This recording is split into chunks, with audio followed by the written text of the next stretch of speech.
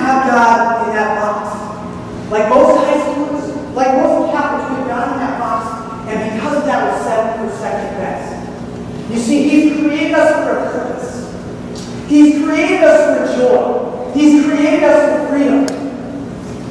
Think about that. You were created to live in freedom. My favorite scripture verse in all the Bible, John 10:10. Christ says, I came that you might have life and have it to the fullest. We were created for freedom. We were created for fullness of life, but we are settling for second best. And that's what we're going to get into today. He wants to give us freedom. You were created to live in freedom.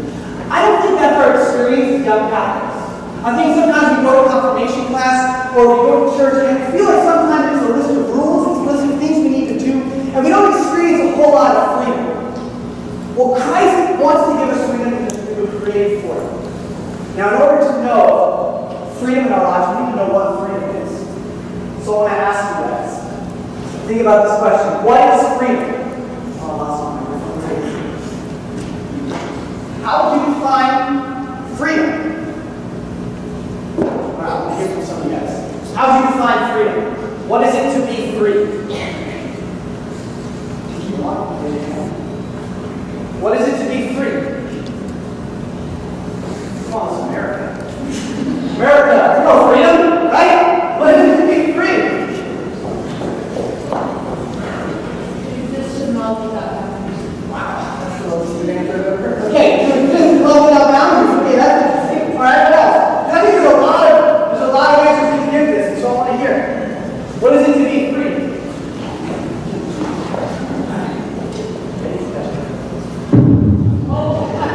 To live life without regrets. To live life without regrets? Okay, I like that. What is it to be free? Someone else? To not have restrictions. To not have restrictions? Okay, what is it to be free? What else? I think we're getting to touch on it a little.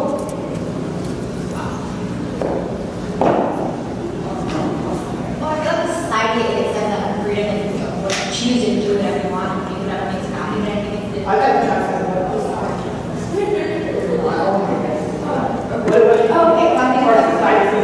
I think that it's the ability to be able to choose between right and wrong and be able to just choose and have a choice. Okay. The ability to choose and have a choice. The ability to, our society would say, the ability to do what you want. What else? Anyone else out there got some ideas of freedom? What is it to be free? I want to make sure we cover this because this is a big part of my talk. What is it to be free? Are we over there? Is that again?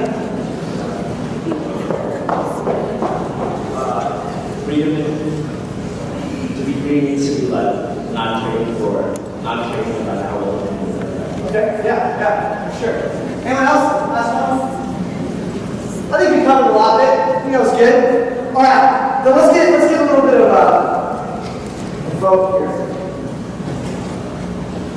Who would say, well, I just want to know, who agrees with the definition that freedom is the ability to do what you want, the ability to live without restrictions? If you think that is the definition of freedom, raise your hand. Raise your hand high if you think that is the definition of freedom. The ability to do what you want, the ability to live without restrictions, the ability to live without regrets. Am I getting any more? Okay. All right, you can lower your hands. I would definitely say, as a young lady said over there, that is the way our society defines freedom. But that is not the definition of freedom. Let me give you that scenario. Let me use that definition with you scenario. Let's say, I use weird examples, so just get used to it. Let's say there was a fish. And this fish, just swimming along in the ocean, living the dream, right? And this fish is like, you know what? Homie, I'm a gangster fish. I do what I want. I'm free. And this fish is like, you know what I'm going to do? I want a Cali burrito right now. And this fish is like, I'm heading for shore. Because I'm free to do whatever I want. And this fish heads for shore. And it flops up onto the sand. And it starts flopping towards the Mexican food restaurant right there. Flopping up on the sand. It's going. Okay.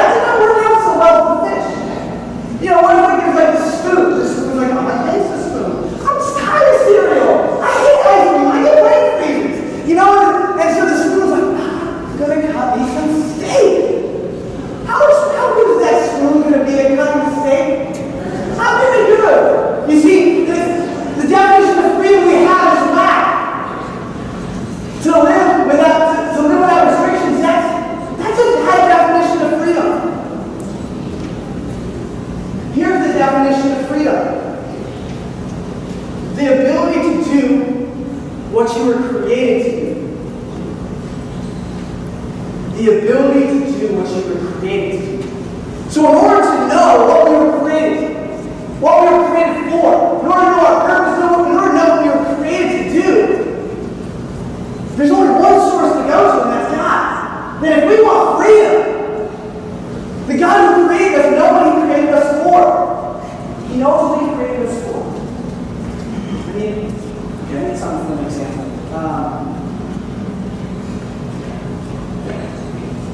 So, my laptop here. To live in freedom is to live as you were created. To live in freedom, who here wants freedom? Raise your hand. You want to live in freedom? Raise your hand. I'd say that's a good. You all pass the class. Yes, freedom is a good thing. To live in freedom is to live as you were created to live. To live according to your purpose. To live according to your purpose. Jeremiah 29:11 says this: For I know the plans I have for you, says the Lord. Plans to prosper you and not to harm you. Plans to give you a hope and a future. God has a plan for you. That plan will give you freedom. To live according to His plan will give you freedom. But sometimes we don't always live according to that plan. Now you see my beautiful laptop here. You have a laptop? Raise your hand if you have a laptop. Sweet. iPad, iPhone, all that stuff. It's awesome. Now they are created for a very beautiful purpose. To watch my really beloved Hulu, to watch your cartoons, Simpsons, I love Simpsons, to watch our TV shows, and we love our laptops to do our beloved homework, to do all these great things, to play our games, all this stuff. We have our laptop now. It was created for a very specific purpose. Now let's say I didn't use it for its purpose. Let's say, you know what? I'm not going to use the laptop for that. I think I'm going to use it different ways. I think it could make a great plan. So, I'm going to use it, and I'm going to use it as a plant, see if it grows something. Maybe it'll be cool. Or let's say, I think, if you want to use laptop, I think, I like skateboard and stuff like that. Let's say, we use it as a skateboard. You're pushing along. It's just like an awesome skateboard. I love this laptop. It's so cool. I'm glad I paid $1,600 for it. This thing's great skateboard. You're like, it's not quite enough. I'm like, you know what I'm doing? I feel like I'm a little bit of a baller right now. So I'm using it.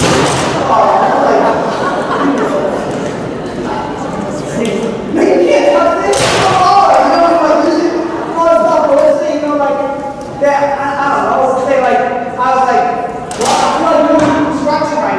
So I'm going to create this into a visual creation.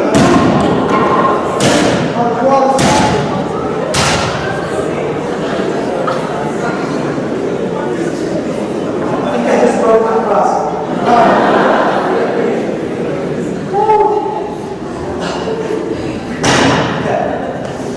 Now I got a question for you. How well is this laptop living in accordance to its function? I heard one person say very well. Not very well. Nailed it. This is no longer very functional. You see, this is what happens to us. Now, I'm going to use a word that we don't like to hear about. This is what happens when we sin. I think sometimes we think of sin, and we think of it as hurting God, which it does. But I think we don't think about how it hurts us. What is sin? It's to do something we weren't created for. That's what sin is. We weren't created for it. It's to make a choice we weren't created for. It's to do an action we weren't created for. And when we do that with a laptop, treat it like a basketball, a skateboard, like a construction project, like a planter, it becomes like this because it wasn't created for it. So this is what happens to us. I think sometimes when we have sin, that's definition sin, to not live as we were created to live. And what's that do to us? It makes us less and less free. This laptop is no longer a very good laptop. It binds it up.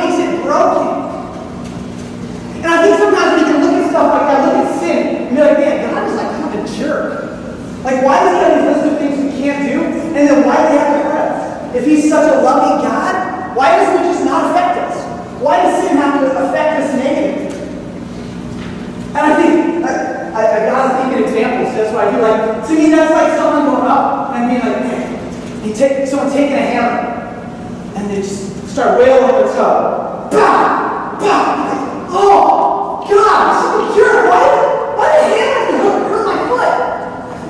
Well, because, you saw someone doing it. But if you saw someone doing it, you're like, well, stop? Oh, I hate it. So I don't have consequences. You're like, all of a sudden, what if someone's like, well, I'm going to go walk off the cliff. What's going to happen if someone just walks off the cliff? What's going to happen? They're going to fall, you're going to hurt, they're going to die. Why? What if we're like, kill out? Why? Why can't I fly? Like, no. Choices have consequences. Choices have consequences. What if someone were to go up, they go up to Alaska? What? You see a polar bear. Take a flight with that polar bear.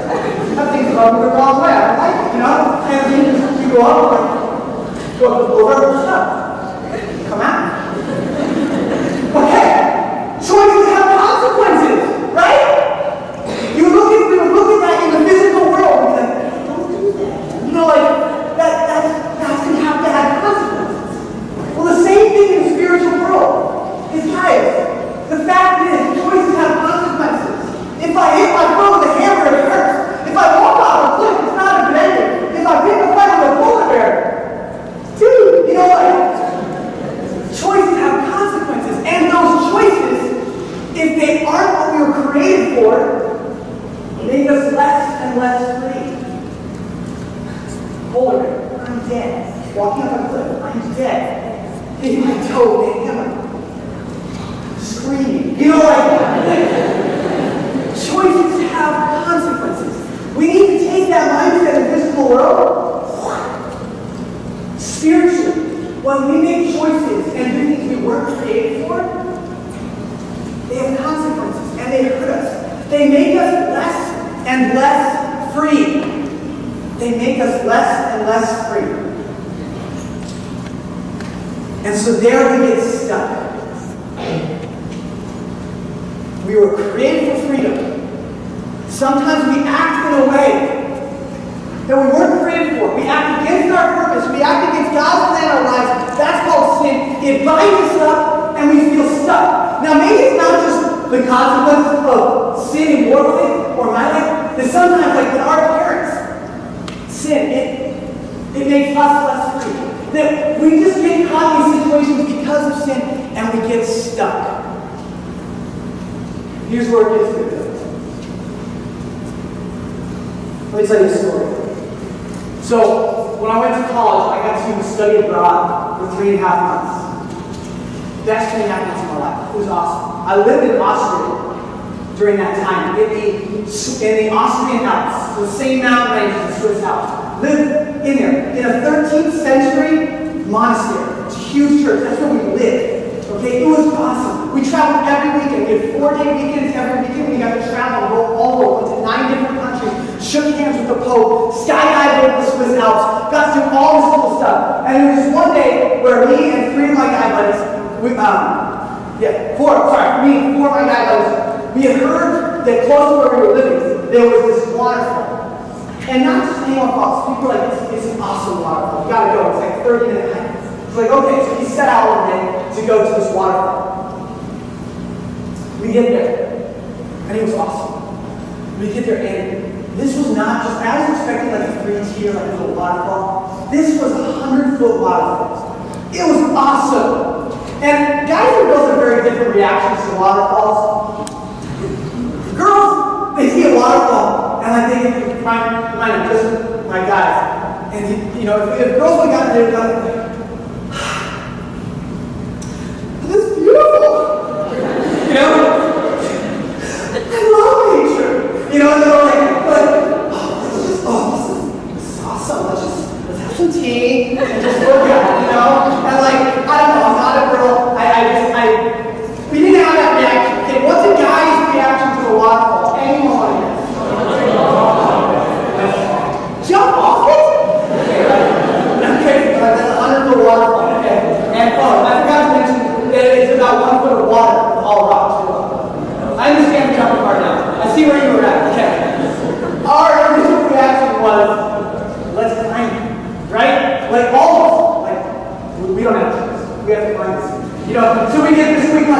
it was me, Sam, Pete, Dan, and Matt.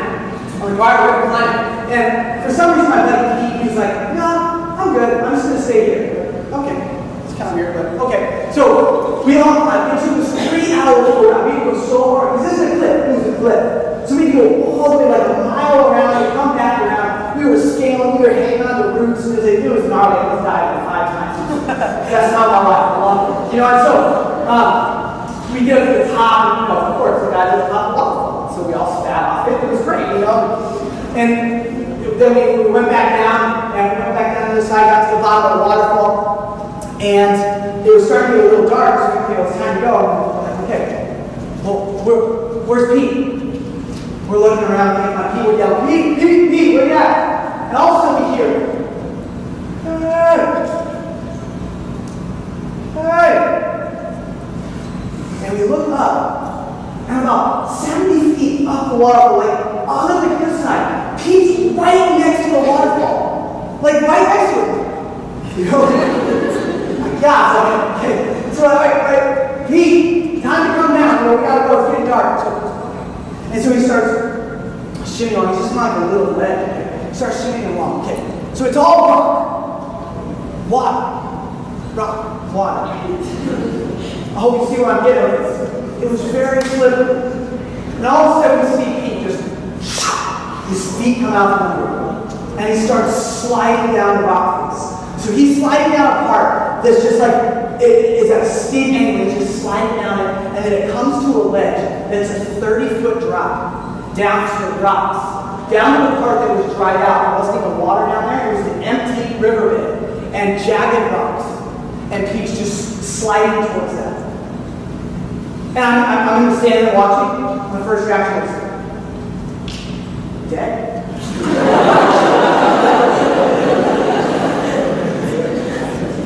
Dead. You know, like, it was just like, Pete, we had a good run at it, we were a good friend, see on the other side, you know, like, up, down, you know, it was just like, done. And so Pete's sliding down, just screaming and sliding, like, no, move, it's just crazy, sliding like that. And he gets to that edge, the cliffside, he slips off, and all of a sudden, he grabs onto, this is when it's all rock, somehow he grabs onto this root. What's a rock? He grabs onto it, he swings out, like, dude, straight out of the root, swings all the way out. He grabs with his other hand, grabs onto the root, like, I don't know how he did that, he's really not that athletic, he's not like a musician kind of guy, so not that working out loud, and he grabs on, swings out, thud, hits it, and now he's just hanging there 30 feet up. And then there's just a silence. And then I've never heard anything like it. I can laugh about it now. It's not that funny at the time. He just lets out this high-pitched, very unidentified, very loud scream. Like the scream of someone who was like a mixture of a scream and a cry of someone who has no hope. You guys are cruel. I don't even know if I'm yet. Okay, so he's hanging there just screaming. All of us got all of us have very different reactions to this moment, okay? So there's Matt. Matt's standing there and he froze. He didn't do anything, he just stood there. Dan, he's right next to him. Just froze. They're great friends. They didn't do anything, it was just like, I think they stood there the whole time. And then the I was like, the athletic ones were like, my like spidey sense kicked in, and I just started like scaling with the, you know, just like, oh, and I get up. Somehow I get above him. Like, I don't know how I got up that quickly and got above him, but I'm not even gonna jump up there and rope on me, you know, so I'm like, you know, like, I have like an IV plant, even though IV means like, okay, well, I grabbed one of those with a little flower in the end, and I like lower it down. Come on! He would never his face, looked up at me like, you're stupid. You know, it's like, no! You know, it's like, he would grab me and grab the flower! Grab the flower! Like, he would like grab his stuff. Like, I'm so glad he didn't listen to me, but like, Brendan and Spidey said just full gracious, and I lowered him the flower. And then we're missing the last person in the equation, Sam. Sam, his last name is Blair. He's actually from Sacred Heart come up. Sam Blair, let me give you a little glimpse into Sam. Imagine the Incredible Hulk and not green. This man is a beast. He is now a Navy SEAL, and in Navy SEAL training, he shattered records in Navy SEAL training. This dude's a beast, okay? And I look down as I'm lowering the IPM, and he's like, where's Sam at? And all of a sudden I look in like the forest over there, coming out of the trees. I see Sam.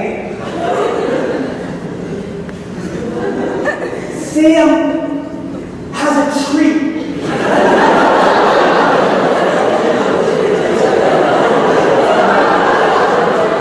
It's not even like, my Jamie, hey, you think that just go grab a tree, dude? You're like, this 25-foot tall tree. He's as calm as can be. He just takes it to the cliffside, puts it up against it, keeps up there. Next to him is this tree. And he just stops crying and looks. You know, he looks down, and there's Sam down there, and Sam's like, and he just scales down the tree. And he lives, right? Because of Sam Blair. Like, the moral of the story, never go anywhere without Sam. Just don't. It's not worth it. It's not worth it. And if you're ever stuck on a cliff, grab a tree. So, in this story, Christ is Sam. Christ is Sam. Is that there is no gap that is too far. There are times in our life where we are peaked, whether it's because of choices we've made or choices people made around us. Whether that's our parents, our friends, our relatives, whether it's in situations of abuse, situations of being made fun of, situations, whatever it is, whether it's your own choice or other people's choice, we feel like we're stuck in a spot where we can't get down, where we're like crying out hopelessly of like, I don't know what to do in this situation. And Christ is Sam, and I don't think we realize that enough in our life. There is never a cliff too high that Christ cannot redeem us. There is never too far. We are never. He will bring over a tree, a ladder, an elevator, a giraffe, whatever it takes to get us down from that cliff. He will bring it. In fact, he already has. You see, what did Sam bring to bring Pete off that cliff was a tree. Christ brings us off our cliff whenever we need it by a tree, by the cross. By the cross of Christ, we can come down from any cliff. Any situation we get in, we can come down because of the cross. You see, I think as Catholics, we're kind of desensitized to the cross. We walk into every classroom, like going to school, there's a cross. You walk into church, there's like 50 crosses. You walk into my mom's kitchen, she has a cross collection, there's like 150 on the wall. We're desensitized to the cross. In fact, we walk into Mass, what do we do when we get to Mass? Right? We do make the sign of the cross. So-and-so, my son, I caught my son the other day. I said, where's Cyrus? I hear someone in the bathroom. Oh, no, he's like falling in the toilet. And I look, and he's standing up at the toilet. What are you doing, Cyrus? He's like, dip his hand in the toilet.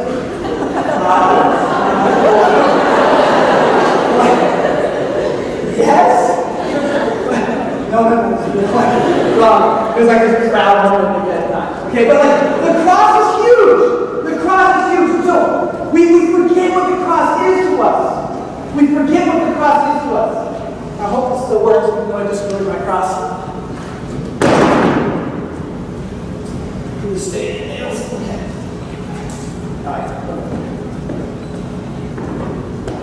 Alright. Here it is. We're on this side. This is us, Earth. We were created in community with God. And through choices that we weren't created for, that go against our purpose, sin, there's this gap. Won't you imagine the other end is heaven? Or even on this earth is life to the full. It's an opportunity for joy. It's freedom on the other side. It's freedom in this life and an eternal happiness in the next. Awaits us over there. And here's this huge gap. I know this is very small, but I want you to imagine the Grand Canyon right here. Okay? There's this gap that separates us from God, separates us from freedom,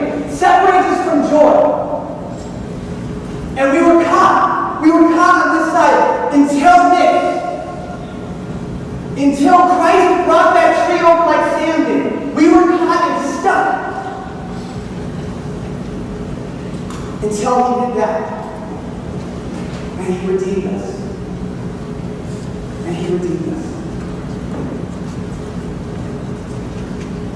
Christ has given us redemption. Christ has redeemed us.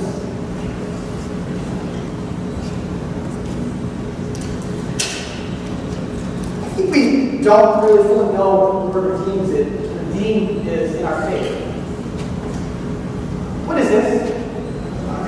Our iTunes card. What do you do with it? Oh, I saw the light bulb go off. Redeem! Redeem! It's the word we use. We redeem it. To redeem something is to cash in on it. You see, Christ has laid the way towards freedom, towards joy, towards hope, through the cross. He has redeemed us. And we need to cash in on it. And here's what we do. He's given us his iTunes card. He said, hey, here's eternal salvation. What iTunes would be there. Here we go.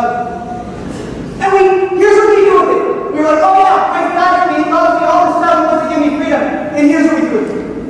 Oh, that's awesome. Redemption. Oh my gosh, thank you for my iTunes card. I'm going to frame it on the wall. You're the best. If you gave to your friend an iTunes card, and they put it in a frame, and put it on the wall, I hope you slap them. Because that's dumb. No, redeem it. Redeem it. Cash in. But this is what we do with our faith. This is what we do with the fact that God in the universe has redeemed us, loves us, wants to give us joy, wants to give us happiness, give us freedom, eternal life. And we stick our faith, we put it in a frame, and we say, that's nice, cool. We don't cash in on it. Guys, cash in on it. There's an opportunity for freedom through the cross, through that. And what do you need to do with the cross? Walk across it. Walk across it. There we go. A little slow. That's good. Christ has redeemed us, and we need to walk across that. Walk across that gap. That is redeeming it, my friend. John 3:16. For God so loved the world that he gave his only Son, so that whoever believes in him, cashing in, whoever believes in him, whoever walks across, they shall have eternal life. They shall have fullness of life. I came that you might have life and have it to the fullest. Come and follow me. You see, there's an element. The cross demands a response. When you get an invitation to something in the mail, what do you need to do? You need to RSVP. And then you need to show up.